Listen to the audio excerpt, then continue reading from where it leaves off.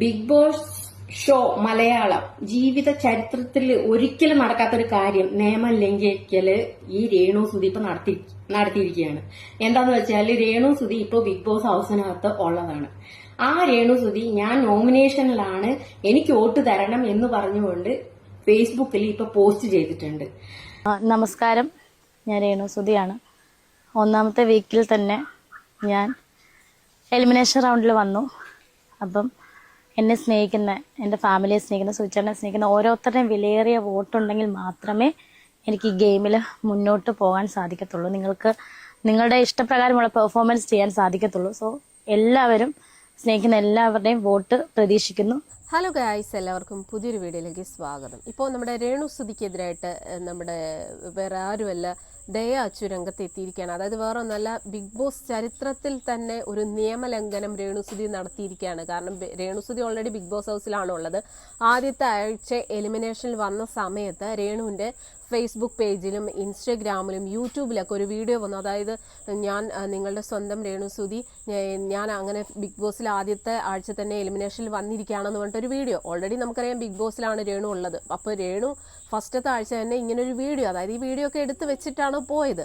അപ്പോൾ ആ ഒരു വിഷയത്തിലാണ് ഇപ്പോൾ ദയ അച്ചു വലിയൊരു വിമർശനമായിട്ട് രംഗത്ത് എത്തിയിരിക്കുന്നത്. എന്തായാലും നമുക്ക് ദയ അച്ചുന് പറയാനുള്ള കുറച്ച് കാര്യങ്ങളുണ്ട്, ഒന്ന് കാണാം. ബിഗ് ബോസ് ഷോ മലയാളം ജീവിത ചരിത്രത്തിൽ ഒരിക്കലും നടക്കാത്തൊരു കാര്യം നിയമം ലംഘിക്കല് ഈ രേണു സുധി ഇപ്പൊ നടത്തിയിരിക്കുകയാണ്.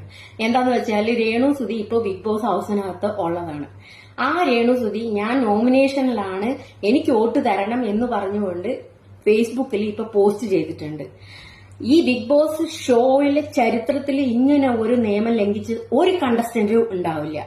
ഞാൻ പറയട്ടെ, ഈ പറയുന്ന രേണുവിന്റെ കൂടെ ഉള്ളതൊക്കെ മത്സരിക്കുന്ന ആൾക്കാരല്ലേ. അവരുടെ ഏതെങ്കിലും ഒരു ഫേസ്ബുക്ക് സ്റ്റാറ്റസോ ഫേസ്ബുക്കിലോ അവരാരെങ്കിലും ഇങ്ങനത്തെ ഒരു പോസ്റ്റ് ഇട്ടിട്ടുണ്ടോ? പോട്ടെ, കഴിഞ്ഞ സീസൺ 1 തൊട്ട് ഈ 7 വരെ എത്തി നിൽക്കുന്ന ഏതെങ്കിലും ഒരു കണ്ടസ്റ്റന്റ് ഇതുപോലൊരു വീഡിയോ, ഞാനിങ്ങനെ നോമിനേഷനിൽ പെട്ട് കിടക്കുവാണ്, അതിന് നിങ്ങൾ എനിക്ക് വോട്ട് തരണം എന്ന് പറഞ്ഞുകൊണ്ട് ഏതെങ്കിലും ഒരാൾ ഒരു വീഡിയോ ഇട്ടിട്ടുണ്ടോ? ഇടാൻ പാടില്ല എന്നുള്ള നിയമമാണ് അവിടെ. മറ്റുള്ളവരെ വോട്ടിന് വേണ്ടി അഭ്യർത്ഥിക്കാം. സ്വന്തമായിട്ട് ഞാൻ നോമിനേഷനിലാണ് എന്ന് ബിഗ് ബോസ് ഹൗസിനകത്ത് നിൽക്കുന്ന രേണു പറഞ്ഞുകൊണ്ടുള്ള വീഡിയോ രേണുവിന്റെ ഫേസ്ബുക്കിൽ പോസ്റ്റ് ചെയ്തത് വളരെ നിയമ തെറ്റിക്കൽ തന്നെയാണ് എന്ന് തന്നെ പറയും. ഇത് എന്താ പറയാ, ഇത് രേണുവിന് വേണ്ടി ഈ സീസൺ 7 മാത്രം കേട്ടോ, ബാക്കിയുള്ള ഒന്നിനും ഞാൻ പറയുന്നില്ല. സീസൺ 7 രേണുവിന് വേണ്ടി മാത്രമായിട്ട് ഒരുക്കി കൂട്ടി നിൽക്കാനും അവളെ ജയിപ്പിക്കാനും വേണ്ടി മാത്രമായിട്ട് ഒരു ഷോ ആയിട്ടേ ഞങ്ങൾക്ക് കാണാൻ പറ്റുള്ളൂ. ഇങ്ങനെ ചെയ്ത സ്ഥിതിക്ക് നിങ്ങൾ ആ കപ്പ് രേണുവിന് കൊടുക്കണമെങ്കിൽ അത് നിങ്ങൾ കൊടുത്തു കഴിഞ്ഞിട്ട് ഈ ഷോ അങ്ങോട്ട് അവസാനിപ്പിച്ചാൽ പോരെ. എന്തിനാണ് 100 ദിവസം ഓടിക്കുന്നത്? എന്റെ ചോദ്യമാണ്. നാട്ടുകാരെയും പൊട്ടന്മാരാക്കി, അതിലുള്ള ഈ രേണു ഒഴികെയുള്ള മൊത്തം കണ്ടസ്റ്റന്റിനും പൊട്ടന്മാരാക്കി പൊട്ടം കളി കളിപ്പിച്ചിട്ട് ഈ നിയമം ലംഘിച്ചിട്ട് രേണുവിന് മാത്രം മുൻഗണനയും അതുപോലെ തന്നെ ഈ നിയമം ലംഘിക്കലും. അതെന്തിനാണ്? മറ്റുള്ളവരും മത്സരാർത്ഥികളെ ഒരേ ലെവലിൽ കാണണം. ഇത് നിയമം ലംഘിക്കൽ തന്നെയാണ്. നിങ്ങളുടെ അജണ്ടയിലുണ്ട്, നിങ്ങളുടെ നിയമത്തിലുണ്ട്.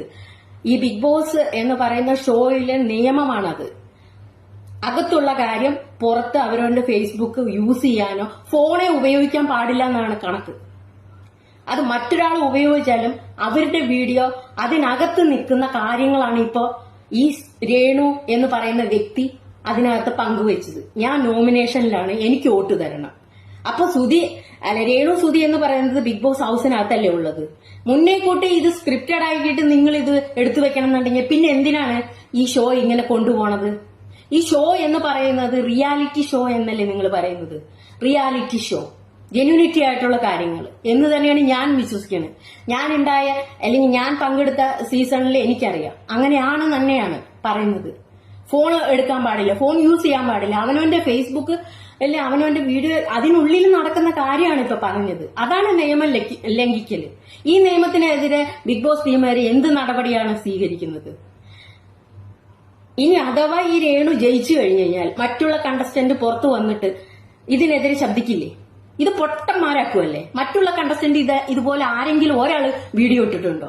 ഫുൾ ടൈം ഇവളെ മാത്രം ബൂസ്റ്റ് ചെയ്തിട്ടാണല്ലോ എല്ലാം കാണിക്കുന്നത്.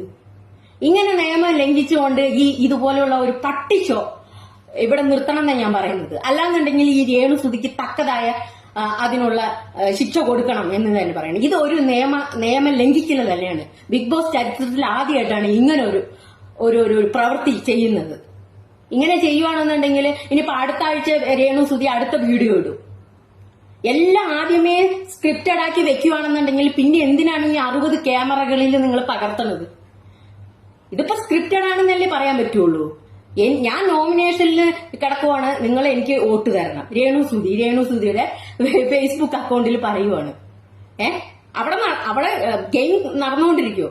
അപ്പൊ ഇത് മുന്നേ കൂട്ടി എടുത്തു വെച്ച ഒരു സ്ക്രിപ്റ്റഡ് ആയിട്ടല്ലേ തോന്നുന്നത്.